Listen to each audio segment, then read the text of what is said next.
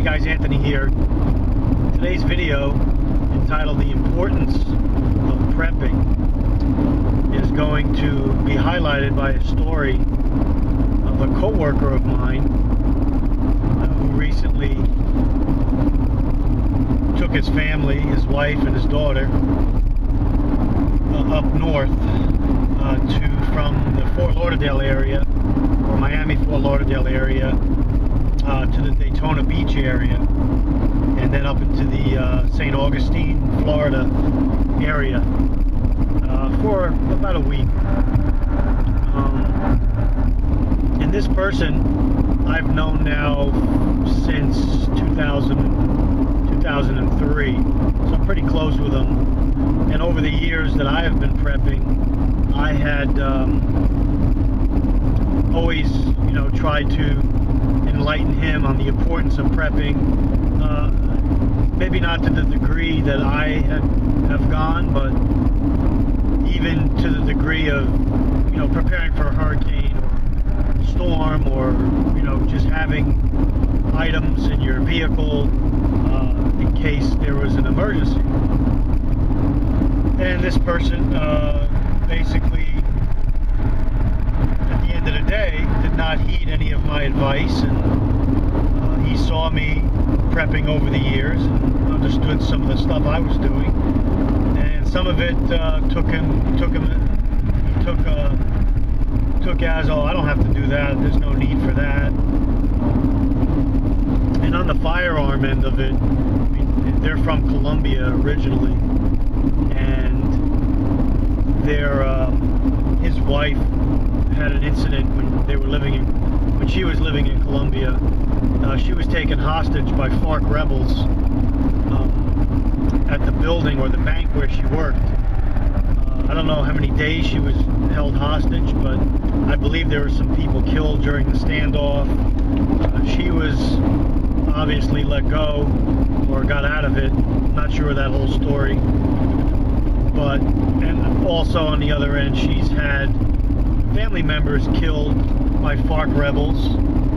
And so I understand her position on gun ownership, and she's very, very frightened to this day about a firearm in the house, or, and you could understand that she has seen death and destruction, and she has been part of, a harrowing experience. So I understand it to an extent, but I also understand that, protection of your kids and your family is important as well.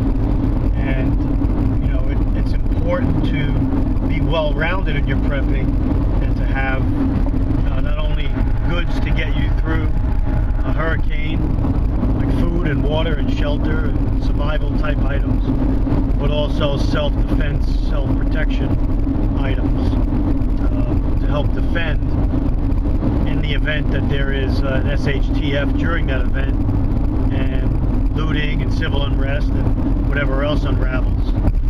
Let's face it, guys, we live in a world that's unraveling, and we are in, I believe now, have been in a soft SHTF for several years, and it's getting worse and worse. So the longer one delays their prepping, the worse off they're going to be. When the plug is pulled, the clock is reset, the game has changed, and you find yourself in a world of hurt. So at any rate, getting back to this gentleman, he takes his family up to Daytona. They spend several days there at a resort. They go to the beach, and everything's going good. I think it's a Sunday. It was a Sunday. They were supposed to head back to Miami, where they live. And the daughter decided that she wanted to go to visit St. Augustine, like maybe go up there for a short time, drive through, check it out. And it's a beautiful area up there, very historic part of Florida. So I don't know how far the drive from Daytona to St. Augustine was. I don't think it was too far. But at any rate, they went up to St. Augustine. They hung out, did what they had to do. And Incidentally, I'm driving up to Boca Raton right now, so we're on I-95, the same highway they were on, only they were coming south to Miami. So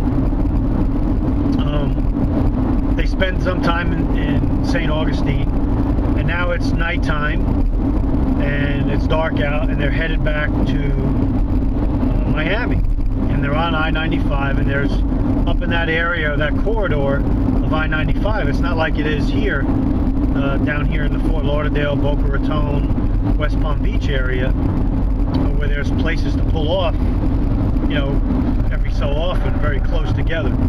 Up there's wide swaths of highway with just, you know, woods and countryside along the way, and no exits. Exits are farther apart, and so if something happens on the road, you basically have to fend for yourself until help arrives. And so what happened was, at about between 10 o'clock at night and midnight, this occurred. They got a flat tire in the car they were in, and when he pulled off the side of the road, the angle of the ramp, or the roadside, was angled in such a way that when he went to use one of the stock jacks that come with the car to jack the car up, he ran out of height, and he couldn't get the tire off, the flat tire off. So his jack wasn't high enough, couldn't jack the car up high enough to get the car jacked up to get the tire off, okay?